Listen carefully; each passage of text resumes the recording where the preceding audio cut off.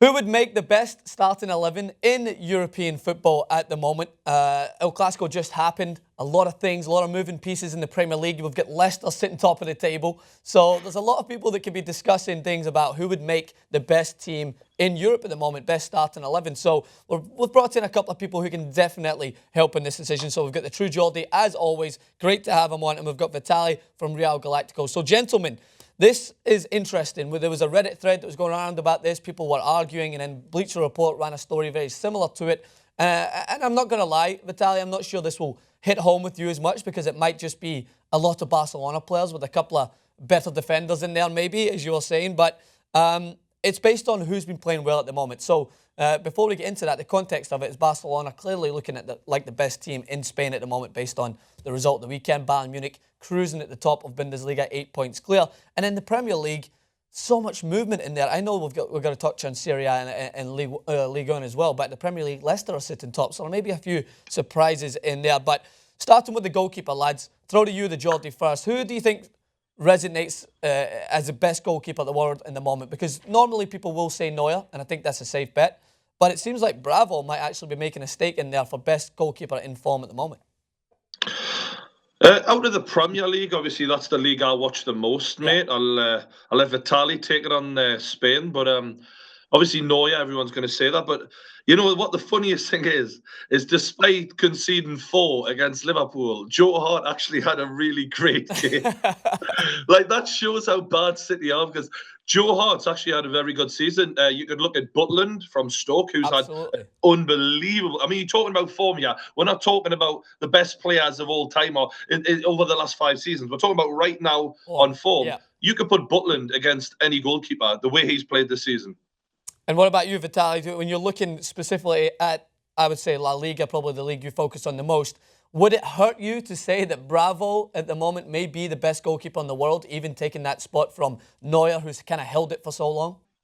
You know, if you take the last 1 or 2 games, maybe, but I think in general, the last maybe 2 months, at least I'm going to be able to say here a Real Madrid player, and I think that Keylor Navas has shown to be in top shape. I like Manuel Neuer, don't get me wrong, I love him, but I think that Keylor Navas, especially with this whole Madrid problems now in the defense, he's shown that our defense was so solid because of him, and I think he's in great shape. I mean, he conceded 4 goals, but as Geordie was saying, he saved some, and it was not his fault at all.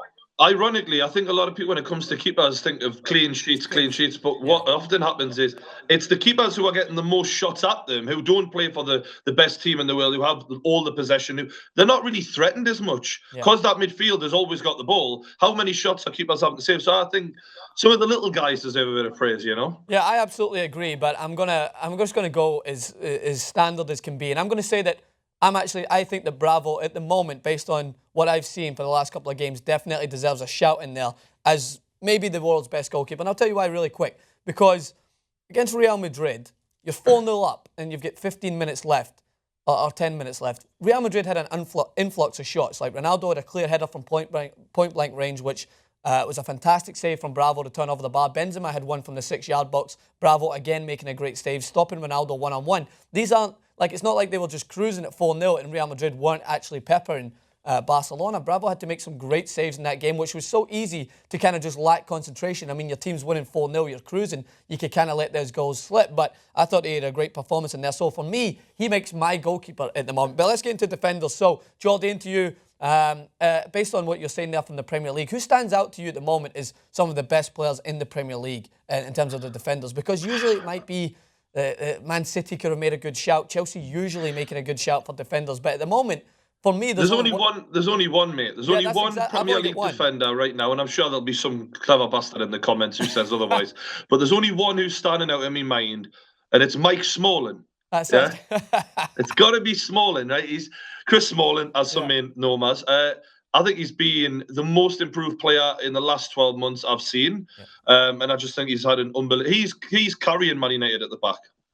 He's the only person, mate, in my back four that I considered to have made it. From the Premier League, I'm going to have full disclosure here. In this full 11, I only actually have one Premier League player who's going to make it at the moment for Europe. And I don't think that's a testament to how bad the Premier League is. I just think it's a testament to how good some of the teams in Europe are at the moment. But Smalling definitely was in there with the shout. Vitaly, again, I don't mean to rub salt in the wounds, but I've got people like PK in there and potentially Dani Alves. What do you think, in considering that you're looking at La Liga football? Well, again, if we're talking about the last 2-3 weeks, maybe the last month, I have to agree with you. I'm not a sore loser. I don't have problems acknowledging that Barcelona players are doing well. Also, maybe defensively, we should look at some of the players from Atleti as well. Atletico Madrid, yeah. They're not known as being a bright, maybe offensive or very beautiful team to watch, but defensively they're very solid, and I think Godin could be thrown in there. Godin undoubtedly is one of the most consistent defenders, I think, and he definitely is in with the shout. So who I was looking at, and everyone else kind of noted it, was Dani Alves, PK, Thiago Silva, who's still helping PSG with 8 wins in a row to come in there, and then at left back, David Alaba. So it seems like that for me. I think that's a consistent, I would say, back four, looking across Bayern Munich, Barcelona, and PSG, some of the best teams in the world. But in midfield, I'm just going to state the 4 that has been stated and 4 that I kind of adjusted a little bit and see what you guys think about that. So midfield, I've got Douglas Costa, Mesut Ozil, who's got the most assists in the Premier League at the moment, my only Premier League player to make my starting 11 from European football, Iniesta and Busquets. Vitali, thoughts on that? I don't know about Busquets. Busquets is a solid player, but well, for us Real Madrid fans, there's a lot beyond what he does on the pitch. Trust me, Casemiro might have made my team if Rafa Benitez would have actually started him. I thought he's been phenomenal this season, and I'm not just saying that because I talked about it tactically, but you got to take what you can, and I think Busquets showed a great performance, but Casemiro would have definitely been in with a shout if he was actually started against Barcelona. I don't know, I agree. Douglas Costa for sure, and well, Iniesta is, yeah, I basically agree. I would throw in Modric there. Modric is kind of like the forgotten soldier because of how we're not performing that well, but if you look at the Clasico, for example, the only player I liked was Luka Modric. And I think he's been consistent in being that brains in the midfield of Real Madrid. I really like Luka Modric. Geordie, what about you? Any of them in there? I know, will it pain you to have Mesut Ozil and agree that I have him in this team, or do you think there's someone else that deserves a shout? Midfield? I think it's crystal clear Mesut Ozil's having the season probably of his life right now, mate. I mean, everything he touches turns to assists. I think the only player in the Premier League midfield-wise who could maybe rival him, I mean, he plays forward, but he also plays midfield. Mahrez is being absolutely sensational, mate. He ripped Newcastle to shreds, set up a goal, just caused with constant problems, and that he is a massive reason why Leicester are top of the league. Yeah, and that's the thing, is that we're basing this on form. We want to make sure that, but before people set alight the comment section and be like, what about Pogba? Juventus like kind of scraping by 1-0 wins. Yeah. What about these guys? Like, you got to take it. What I would do personally, I would drop Busquets from your starting lineup and go for a 4-3-3 and add a striker. That's what I would do. Well, I think I know who you're going to add in there because I know. So we'll just transition over that, and you make a great point. So basically, if I'm going with a 4-4-2, it's almost unfortunate for anyone in the world right now who is playing well as a striker. Lewandowski scoring goals. Thomas Müller, who, if you consider him a striker, scoring goals again, scored another one at the weekend against Schalke. You've got Dybala, who scored a good goal for Juventus. He seems to be coming into his prime. And then you've got, in the Premier League, Jamie Vardy, who is undoubtedly the best goal scorer in the Premier League at the moment. But if I'm playing a 4-4-2, I can't bring myself to put him in there because Neymar and Suarez, for me, just look absolutely deadly. But based on if you're saying a 4-3-3, Geordie, tell me your reasoning why Vardy makes it in there, because I'm sure that's who you're going to go with. Yeah, chat shit, get banged, mate. It's got to be Jamie Vardy. I have to say, watching him against Newcastle, I watched him all last season. I watched him this season. But something's clicked in this lad's head this season. The confidence is there. He's having shots from everywhere. He's not frightened of anything.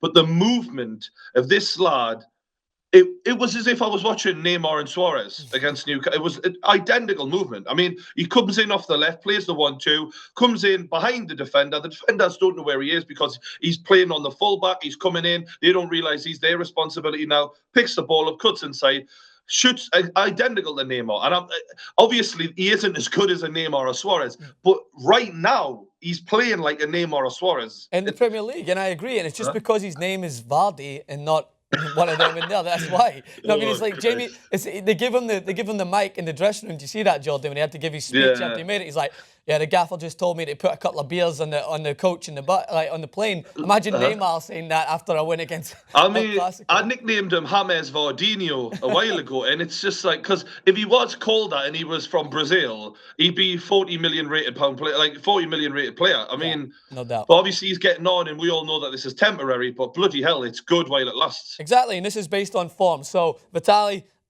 if we're going with Geordie's team, it's a 4-3-3 with Vardy, Suarez, and Neymar in there. But you experienced Suarez and Neymar firsthand, so let's just touch on that for a little bit, because in all my years watching and analysing football, I don't think I've seen anything like this. It's almost, it comes to the point that I don't really want Messi to come back this quick, because the way that they're clicking together, I don't know how it's going to. I'm sure it will work, no problem. Like, let's state that there. We don't have Messi and Ronaldo in this in-form team starting 11, which I think might be the first time in history. And many people maybe just be too scared to say this, but not here. We're going to be honest and say that this is on form. Messi's coming back for injury, so he doesn't make it. Ronaldo's not been hitting the heights. So would you agree that when it comes to Suarez and Neymar, Vitaly, they have to be in there? I agree that you can't praise them enough. That is true for what they're doing at the moment. But if we're looking at a team of, different people from different teams who don't play together, I think Suarez and Neymar are as explosive as they are, because they do play together. They know each other. They get along very well. You see that on the pitch. Yeah. But if we're considering just individual players, I think, I would like to see Lewandowski in that team. He's scoring crazy. Mm-hmm. Even more than Neymar and Suarez, and he doesn't have or Neymar or Suarez next to him. Yeah. And a player I have a weak spot for, and who's definitely performing well, he's now the Pichichi, or the top scorer in the Calcio, is Higuain. I think based on form, he's doing well. He might deserve a spot in that team. The thing, and we that's a good point to mention as well, is what actually, when I'm considering Suarez and Neymar, you do got to consider them cohesively, because how well they've been playing together. If you're looking on individual form, I still just can't bring myself to separate them, because it's almost so like the goal scoring record that they have. I think before this game they had combined for the 13 goals that Barcelona had scored in La Liga whilst Messi was away. So I'm taking into account that now it's at that range. So when you're considering it now, it's like they had to fill a void that was left there by the world's best player getting injured. So I'm taking that into consideration as well. But Lewandowski, out of most of them as well, I do agree, has to be in there with a shout. I mean, I don't know if I fully agree that he doesn't have anyone in there as similar to Neymar or Suarez. I think Douglas Costa is the reason why he's in this team, because in terms of assists, he's been phenomenal for Bayern Munich in contributing. But good shout on Higuain. I definitely think he deserves a spot in there. So more than anything, we want to know what the fans think of this. Do you agree that we should change it up and go with a 4-3-3 to include Jamie Vardy in this, like the Geordie said? Or do we stick with a 4-4-2 but split up Neymar or Suarez? So I'll put you on the spot last minute, Vitaly, on this, because you mentioned it. If you're going to split them up, who do you keep then? Suarez and Neymar, the partner Lewandowski? Neymar. All right, bold. I'll take it. Let us know what you guys think. Make sure to subscribe to TYT Sports. Check out Real Galactico's great channel there that Vitaly's coming on from. And of course, check out the True Geordie for the best and most honest opinions on YouTube for world football. Thanks again, guys.